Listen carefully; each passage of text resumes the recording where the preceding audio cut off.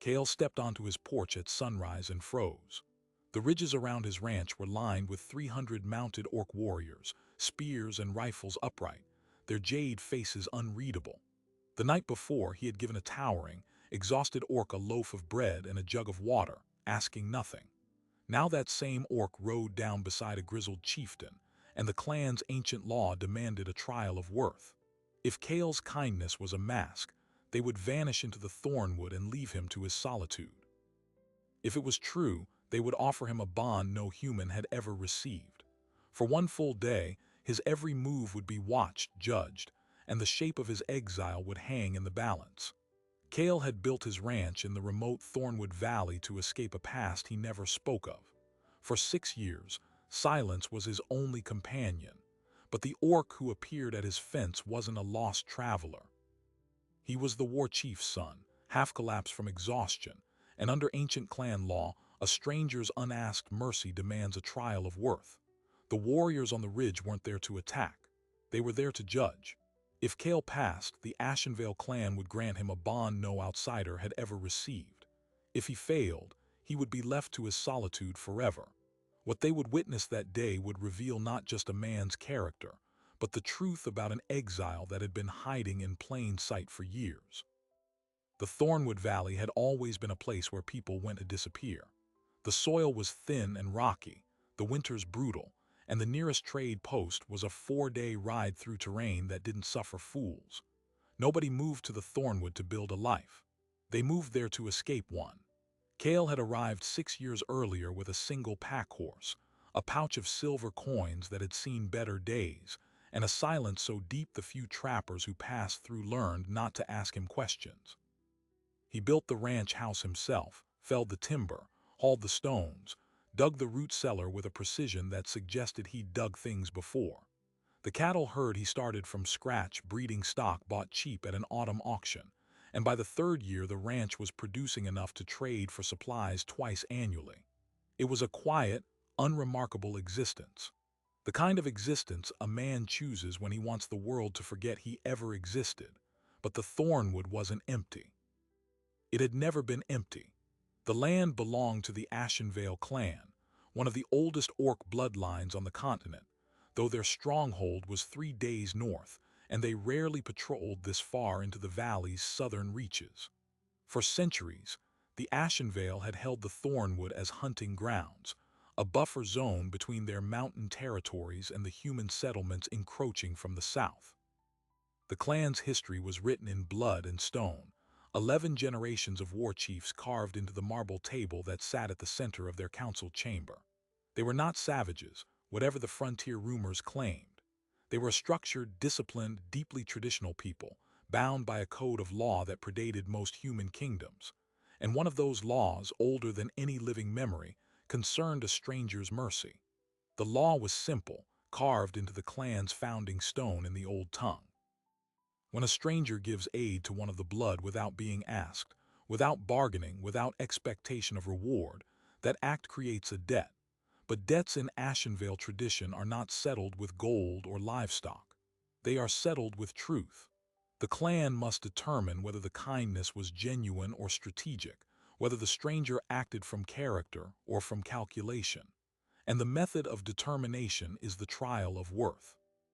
A full day of observation, every action scrutinized, every word weighed, every instinct exposed. If the stranger proves true, the clan offers a bond of protection and kinship that no outsider has ever been granted. If the stranger proves false, the warriors leave without violence, but the silence that follows is permanent. No Ashenvale will trade with that person, speak with that person, or acknowledge their existence for as long as the mountains stand. It is a fate worse than exile.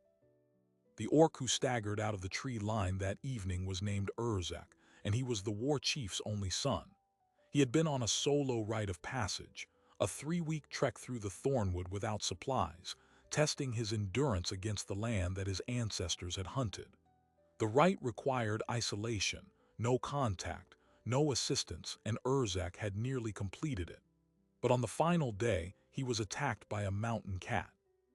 He killed it with his bare hands, the way the old stories said a true heir should, but not before the beast opened a gash across his ribs. The wound festered fast. By the time he reached Cale's fence line, he was running a fever, his vision blurring, his body shutting down. He hadn't eaten in 2 days. He hadn't drunk clean water in 3. He was dying, and the law of the right forbade him from asking for help. So he didn't ask. He just stood there, half collapsed against a fence post, saying nothing. Cale could have ignored him. Any other man in the Thornwood probably would have. The valley's unwritten rule was simple. You didn't get involved in other people's business because you didn't want anyone getting involved in yours. But Cale didn't hesitate. He tore a fresh loaf from his oven and brought it out with a clay jug of spring water, and he placed both in the orc's massive hands without a word. He didn't ask what had happened. He didn't demand payment. He didn't even wait for thanks. He just gave what he had and went back inside. The act took less than a minute. It would cost him everything. Urzak ate slowly. He drank the water in 3 long gulps. Then he turned and vanished into the dark, carrying the bread and the empty jug and the debt that ancient law required him to report. He walked through the night, bleeding, fevered, until he reached the Ashenvale forward camp at the valley's northern ridge. He collapsed at his father's feet and spoke the words that activate the right. I have received unasked mercy from a stranger. The debt must be honored. War Chief Gorath, a grizzled veteran of 4 territorial wars, looked at his son's wound, at the blood soaking through the bandage, at the exhaustion carved into the boy's young face. He gave the order. 300 riders before sunrise. Cale didn't sleep that night. He never slept well. Men who have done what he had done rarely do. He sat at his rough-hewn table, sharpening the blade he kept hidden beneath a loose floorboard, a ritual that steadied his hands when the old memories crept too close. The sword was not a tool. It was a remnant, a piece of his former life, and holding it reminded him why he had buried that life 6 years deep in the Thornwood's stony soil. He was still holding it when the first gray light touched the eastern peaks, and he heard the sound of hooves. 300 of them moving in perfect formation, a rhythm no cavalry on the continent could match. He slid the blade back into its hiding place, stood, and walked onto the porch. The ridges were alive with jade-skinned warriors, their spears catching the dawn like a forest of iron. Cale had seen armies before. He had led armies before. But the sight of the Ashenvale riding in silence, their eyes fixed on his tiny ranch, told him that whatever was about to happen was not an attack. It was a judgment. Urzak rode down from the ridge with his father at his side. The young orc's wound had been dressed, but he still moved stiffly, his massive frame hunched with exhaustion, his eyes hollow but steady. War Chief Gorath dismounted, and the motion of 300 warriors doing the same was a single, synchronized sound, like the ground exhaling. Gorath was not as tall as his son, but he carried the weight of command in the set of his shoulders, the stillness of a man who had never needed to raise his voice to be heard. In halting, careful human tongue, Urzak explained the law, the unasked mercy, the debt, the trial, 1 full day of observation. Every move Cale made would be watched, catalogued, judged. If his kindness proved genuine, the Ashenvale would offer him a bond no human in recorded history had ever received. If not, they would leave, and his exile would become absolute, not just from human society, but from the protection of the clan whose land he had been living on for 6 years without knowing it. Cale listened without expression. He had learned long ago to keep his face empty when the stakes were high. He looked at the silent army, at the grizzled war chief, at the young orc whose fever still burned behind his eyes. Then he walked to the barn, picked up a bale of hay, and began feeding his cattle. The trial had begun, and 50 yards away, hidden in the tree line, a pair of Ashenvale scouts who had been positioned before dawn were already writing their first observation. Subject did not react to military formation. Subject moved to routine task without hesitation. Subject's posture during threat assessment phase showed no fear response, no defensive reflex, and no indication of civilian baseline. The file on Cale, the man who had come to the Thornwood to disappear, was already filling with entries that a simple rancher should not generate. The day had just started, and the truth was already beginning to surface. The scouts had been positioned before first light. 2 of them, Sarek and Mira, the best forward observers in the Ashenvale war host. They had been given explicit instructions: document everything. Every action, every movement, every micro-expression that crossed the human's face. War Chief Gorath had ordered the trial to be conducted with the same rigor as a pre-battle intelligence assessment, and Sarek took that order literally. He had brought 2 full journals, a charcoal stick sharpened to a fine point, and a position behind a fallen cedar that gave him a clear sightline to the ranch yard, the barn, and the porch. Mira watched the southern approach, and the tree line in case the human attempted to flee or signal for help. Neither scout expected the day to produce anything beyond a straightforward profile of a solitary frontier settler. Within 2 hours, both of them were deeply unsettled.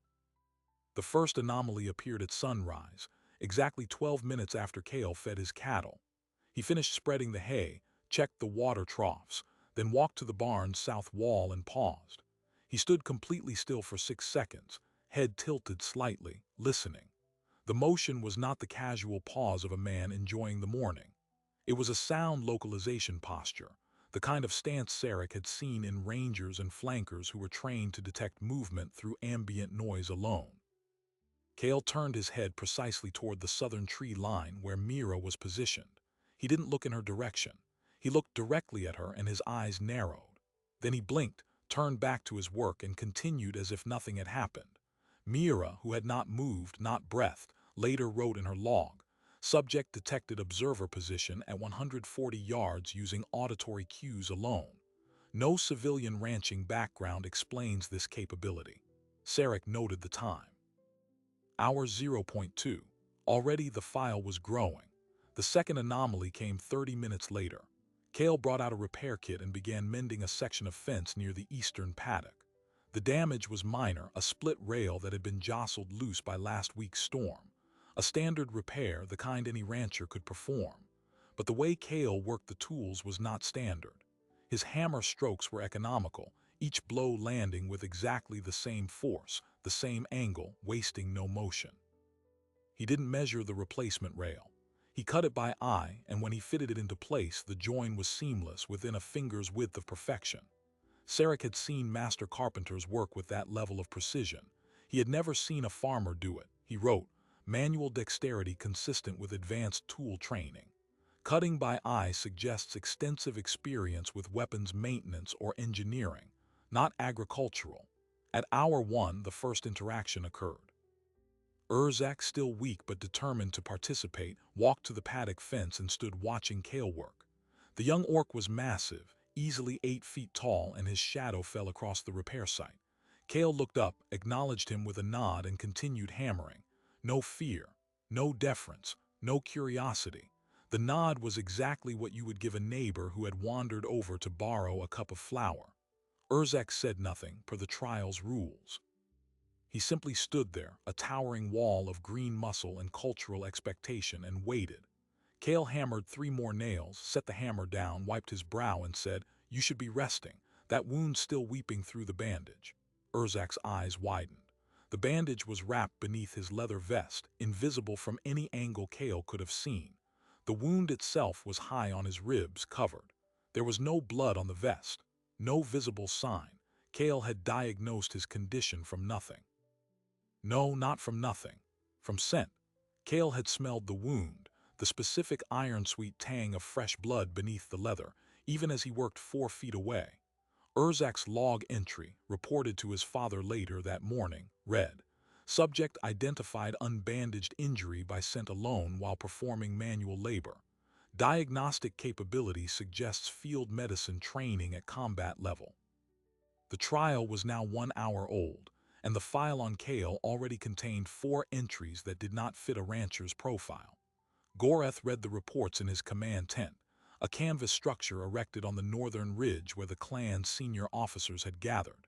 He was a careful chief, deliberate in judgment, and he had presided over 3 previous trials of worth in his 30-year reign. All 3 had been straightforward. A trader who gave water to a wounded hunter, a midwife who sheltered a lost child, a blacksmith who repaired a warrior's broken blade without payment. Those trials had produced clear, unambiguous results within hours. This one was producing something else, something that made the old war chief's instincts prickle with recognition.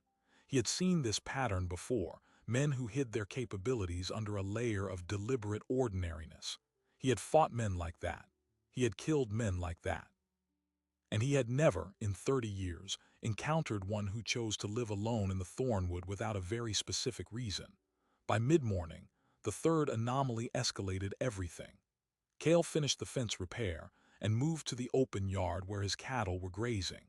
One of the heifers had wandered too close to a chokeberry bush, and the berries were toxic to livestock in any quantity. Cale spotted the problem before the heifer had taken 2 bites. He whistled, a short, piercing note that cut through the morning air like a blade. The heifer stopped mid-bite, lifted her head and trotted back to the herd. The whistle had been precise, perfectly pitched, but that was not what made Sarek's hand freeze over his journal. It was the whistle itself.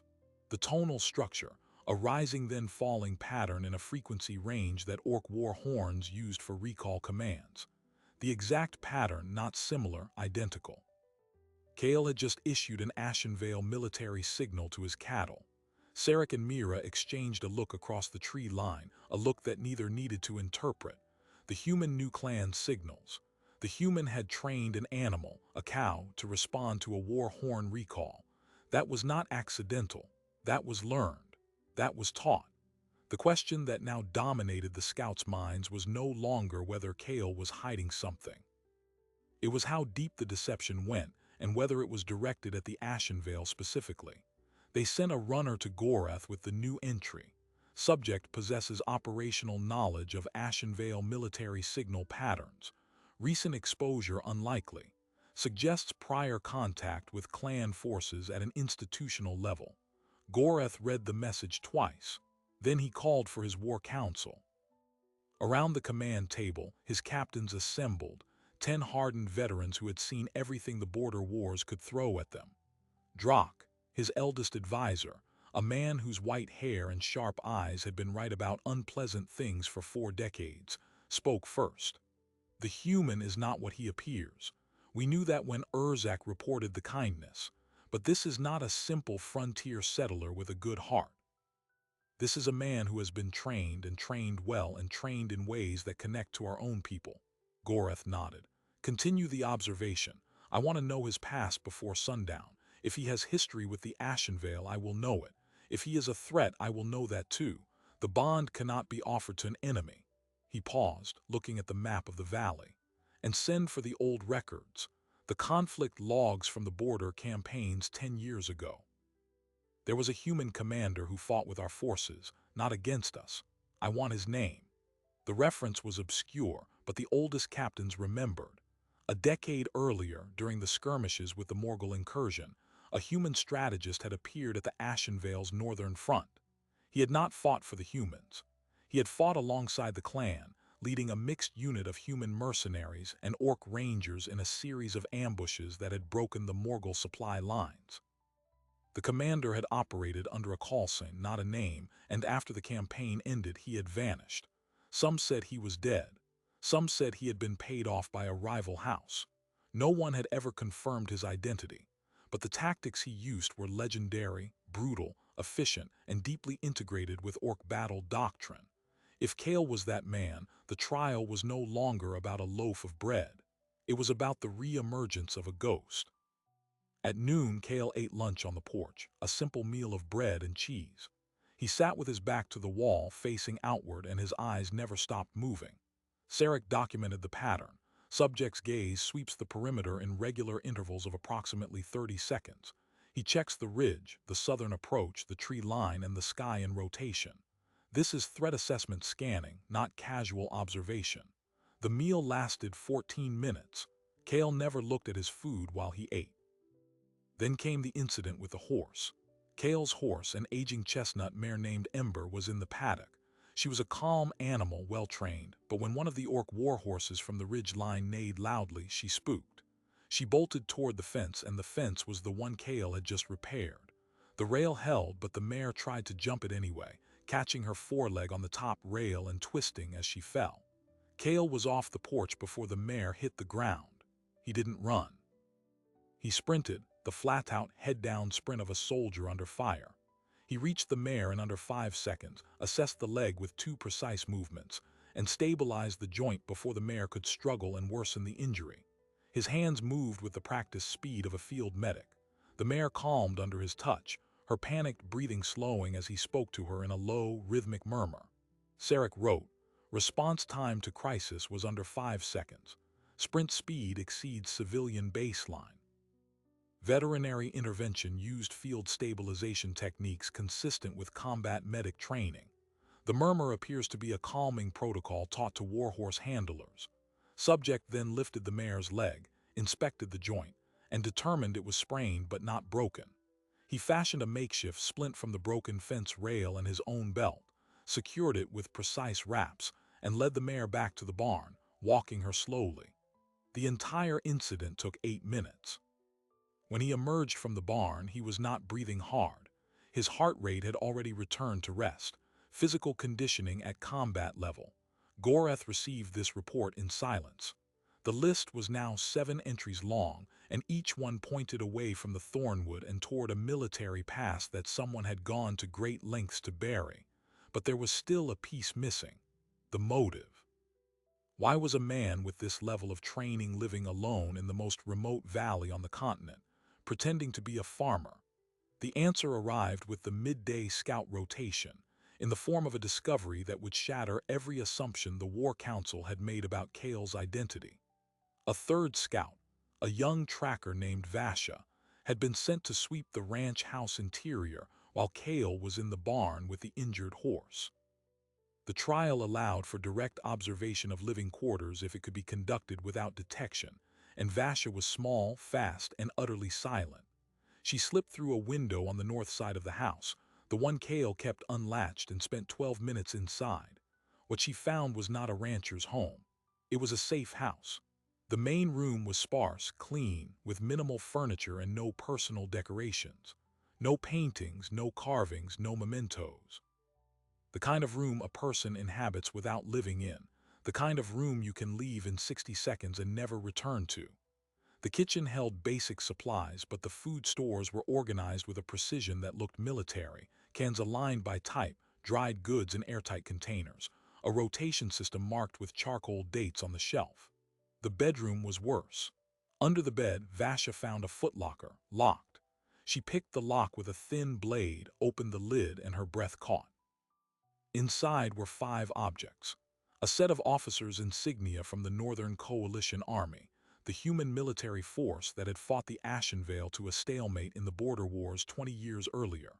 A campaign medal marked with the seal of the Thornwood Campaign, the bloodiest engagement of that conflict.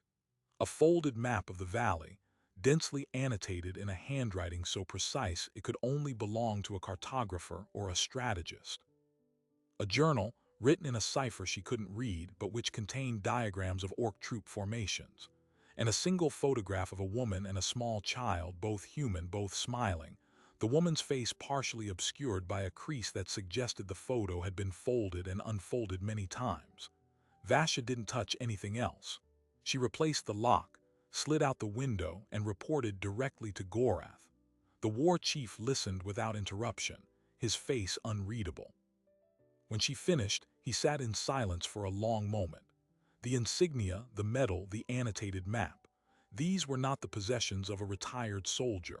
They were the possessions of an intelligence officer, a spy, a man who had fought the Ashenvale not on the battlefield but from the shadows, mapping their territory, learning their formations, preparing for a war that had thankfully never come.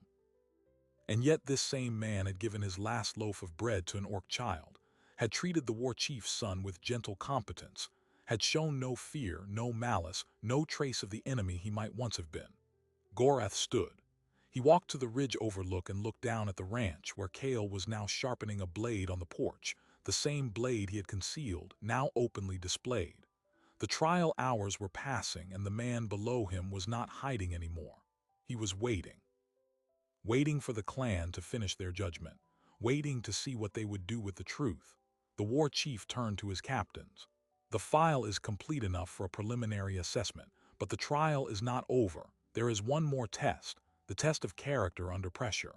We will present him with a situation that forces him to reveal his true self. If he is the spy we suspect, he will default to deception.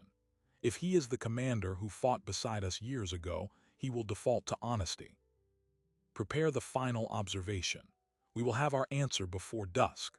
The captains dispersed, and the sun continued its arc over the Thornwood, heavy with the weight of a day that was already redefining what the Ashenvale clan believed about mercy, identity, and the debts that bind strangers together. The test Goreth designed was simple, brutal, and ancient. He selected 3 warriors to pose as a stranded hunting party, lost and wounded, emerging from the southern tree line in obvious distress. They were to approach Kale's ranch, call for help, and observe how he responded. Would he offer shelter? Would he arm himself and barricade the door? Would he demand payment before rendering aid? The warriors understood the seriousness of the task. They stripped off their clan markings, wrapped themselves in worn leather cloaks, and smeared mud on their faces to disguise their jade skin as the dust of the road. A shallow cut was drawn on one man's arm to supply the necessary blood. The performance would begin within the hour, but the warriors never reached the southern tree line. An hour before dusk, a column of dust rose on the eastern horizon. It was not orc riders, their formation was too loose, too undisciplined.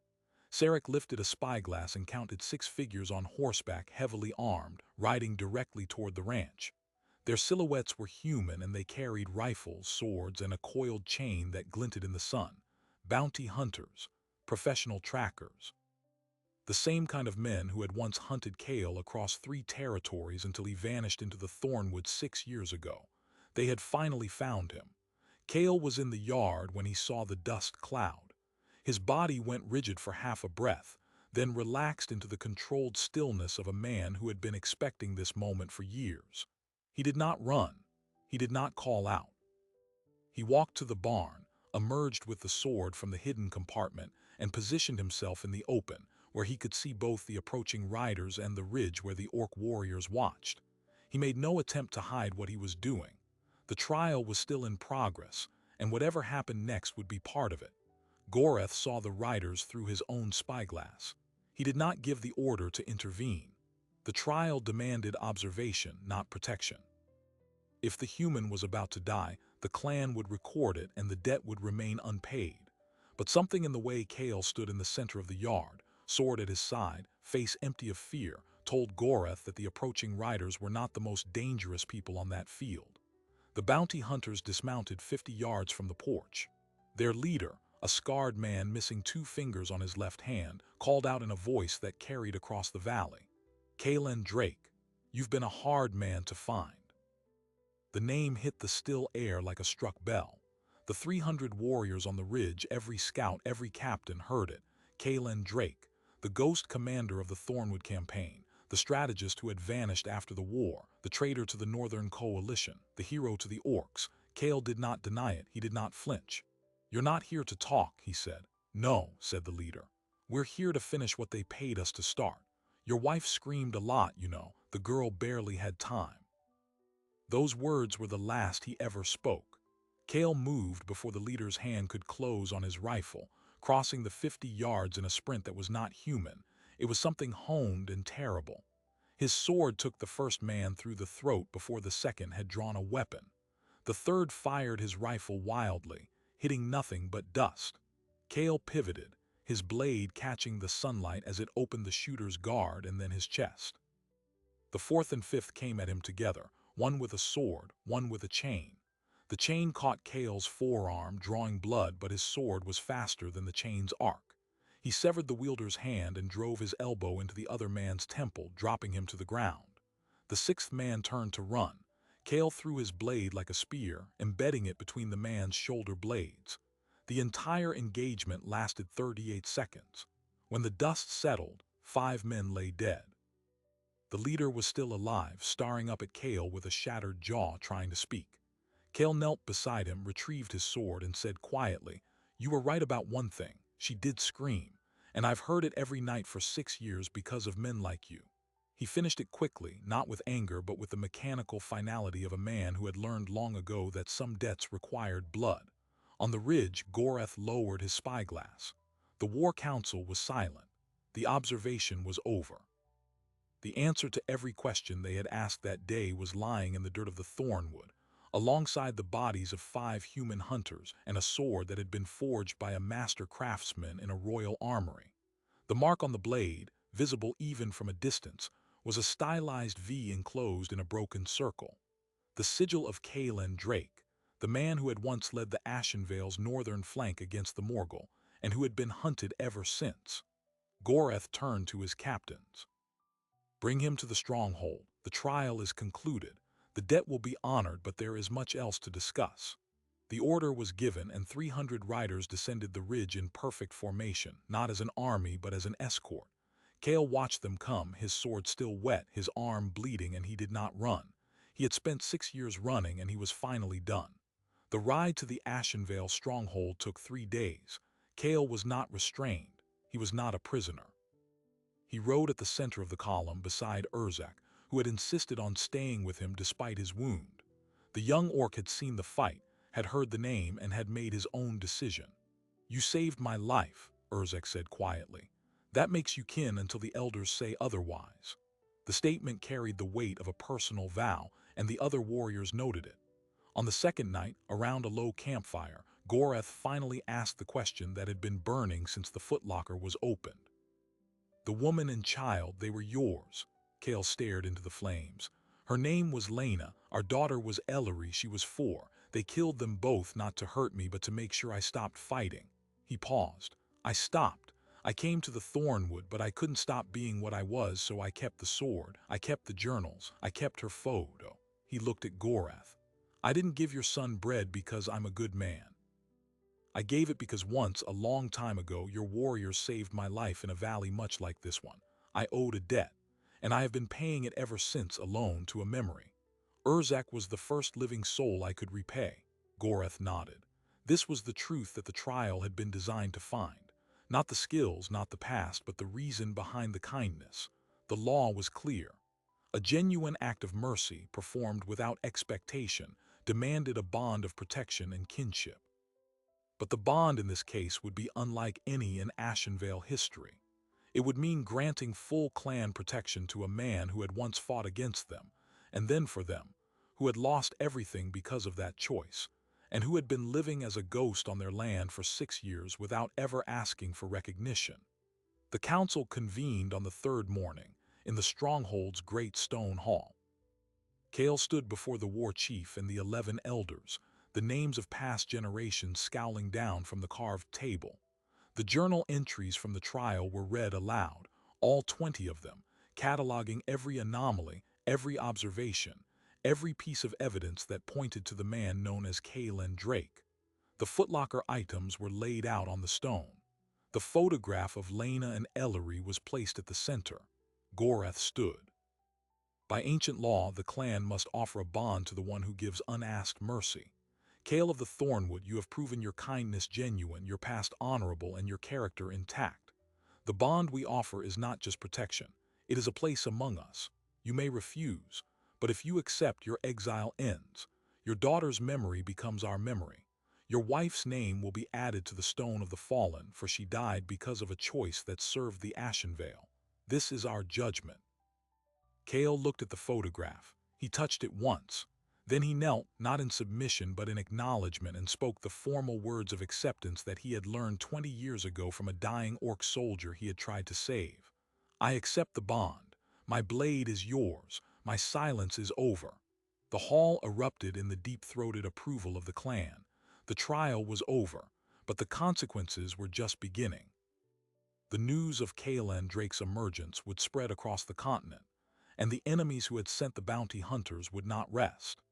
The Ashenvale had just acquired the most wanted human strategist in the Northern Territories, and the strategic landscape was about to shift. The War Council would meet that evening, but as Goreth looked at Cale standing beside Urzak, he knew that the loaf of bread had led to something far greater than a day's observation. It had started a chain of events that would reshape the balance of power, and that chain was now pulling tight. The War Council convened that evening, exactly as Goreth had commanded. The chamber was the same stone hall where 11 generations of war chiefs had forged the fate of the Ashen Vale, but the mood was heavier than it had been in living memory. Cale sat at the end of the long table, not as a petitioner but as an equal, his sword leaning against the stone beside him. The blood of the bounty hunters had been cleaned from the blade, but the memory of it hung in the air, a reminder that the outside world had finally found the ghost of the Thornwood. Goreth opened the session without ceremony. The hunters were sent by the Scepter Coalition, Lord Aldrin of Blackborough, Lady Murrith of Coldwater, and 3 minor houses they've bribed into allegiance.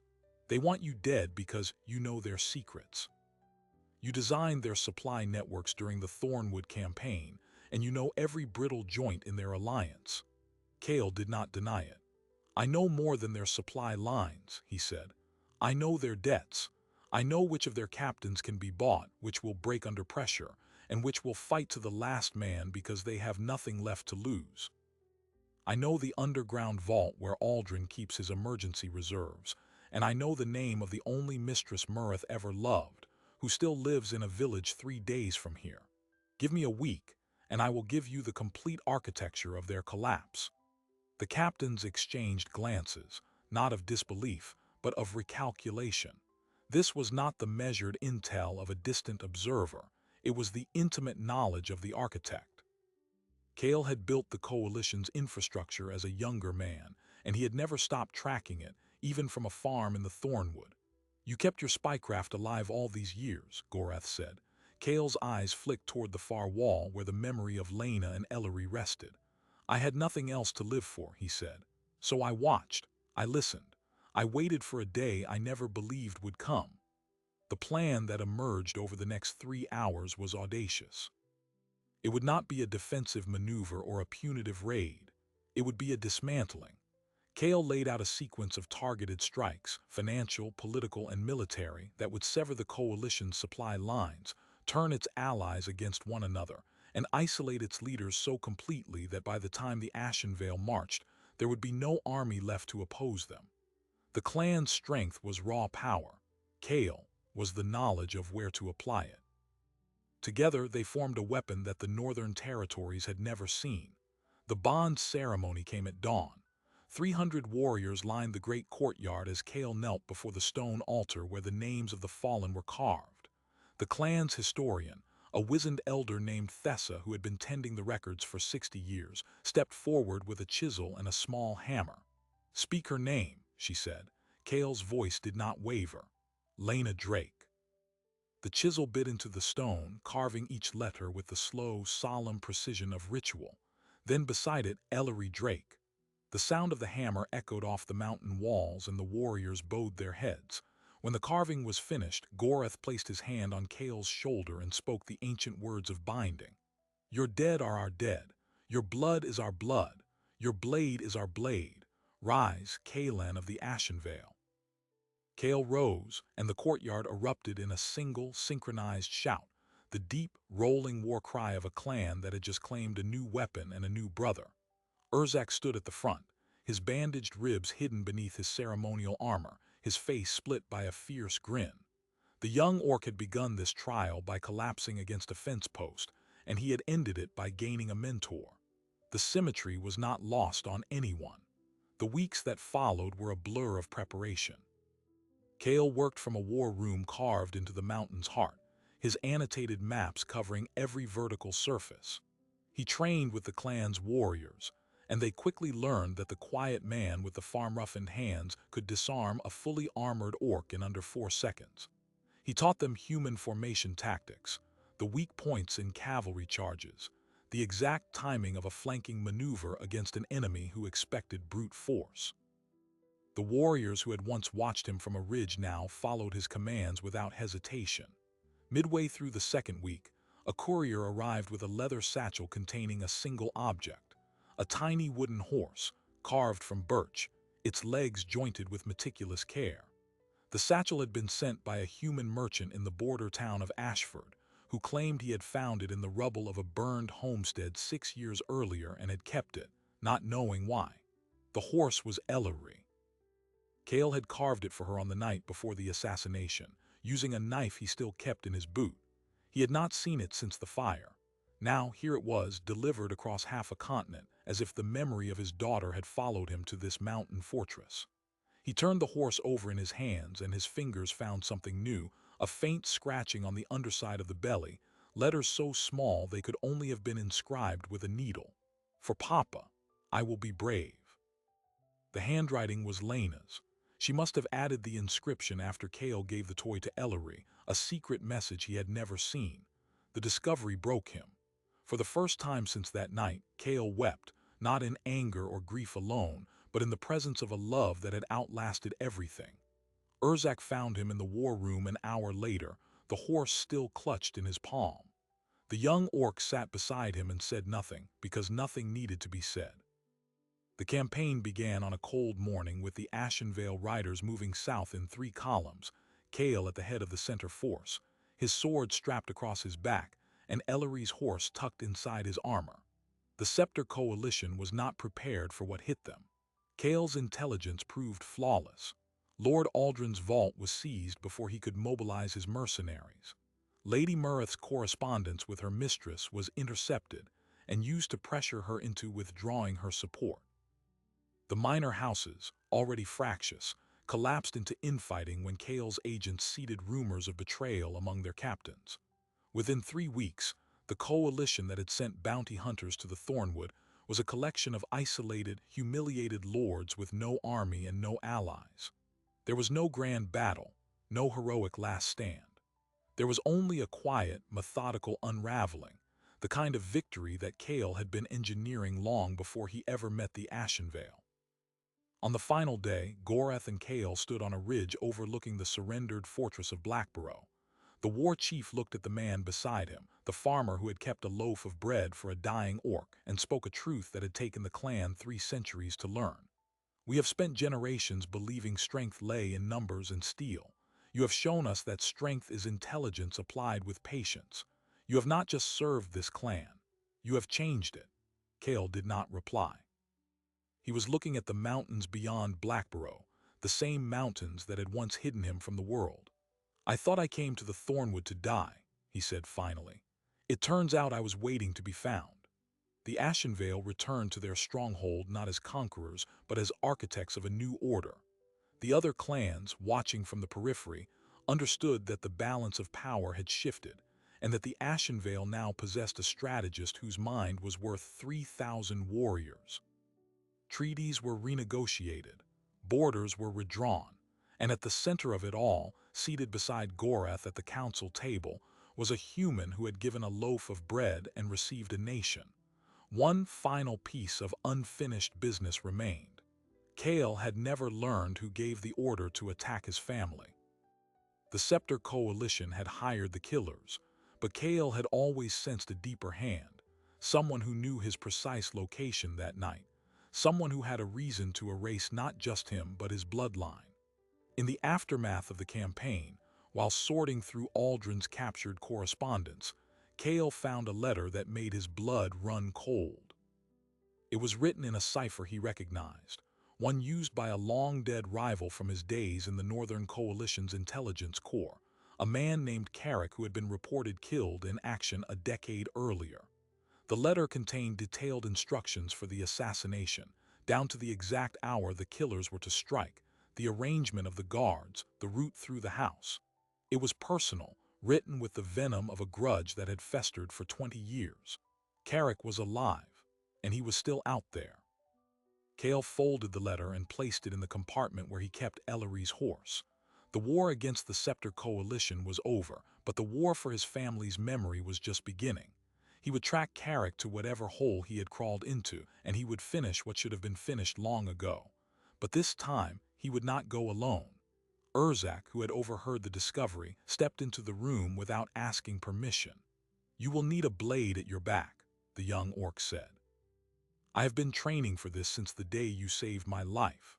Cale looked at him, at the fierce loyalty in his eyes, and nodded. The bond that had been forged in a loaf of bread and tested by a trial of worth had become something unbreakable. The Ashenvale had given Cale a home, but Urzak had given him a purpose. As the sun set behind the mountains, Kale walked to the stone of the fallen and traced the names of Lena and Ellery with his fingertips. The carvings were still sharp, the stone still new, but they would outlast him. They would be read by generations who would never know his face but would remember that a human once came out of the wilderness with nothing but kindness, and that the clan had honored it. He turned from the stone and walked back toward the stronghold, where the war council was already gathering to discuss the next campaign. The exile was over. The ghost had found his body. And the man who had once disappeared into the thornwood was ready to be seen. The story of a loaf of bread does not usually end with the collapse of a coalition. It does not usually carve names into a war memorial or rewrite the strategy of a clan that has stood for centuries. But the Ashenvale do not measure death the way the rest of the world does. They measure it in observation, in patience, in the slow accumulation of truth. What happened in the Thornwood Valley began with a man who gave what he had and expected nothing in return. It ended because that man was seen, fully and completely, by 300 warriors who had the discipline to look. Kalen Drake spent 6 years believing his story was over. He was wrong. His story had simply paused, waiting for the moment when a young orc would stumble out of the tree line and give him a reason to stop hiding. The bond he now carries is not just a political arrangement or a military alliance. It is the rare and difficult proof that mercy is not weakness. It is a currency that accrues interest across years and across species, and when it finally comes due, it can reshape the balance of power. This documentary has been that story, from the first hoofbeats on the ridge at dawn to the carving of names on the stone of the fallen. But there is one thread we must leave untied. The man who gave the order to kill Lena and Ellery is still alive. His name is Carrick, and he knows Kale has reemerged. While the Ashenvale clan prepares for whatever comes next, Kale is already planning his next move, tracking a ghost across the continent with Urzak at his side. Whether that pursuit ends in justice, vengeance, or something else entirely is a chapter still being written. The War Council table is already set for the next briefing. If this story has stayed with you, take a moment to subscribe to the channel. It is free, it takes only a second, and it ensures you will be here when we return to the Ashenvale stronghold to follow the next chapter. Drop a comment below and tell us what you thought of the trial, the bond ceremony, or the moment Kale found his daughter's wooden horse. These stories continue only because of you. From all of us here, thank you for watching. The mountains are patient and so are we. Until next time.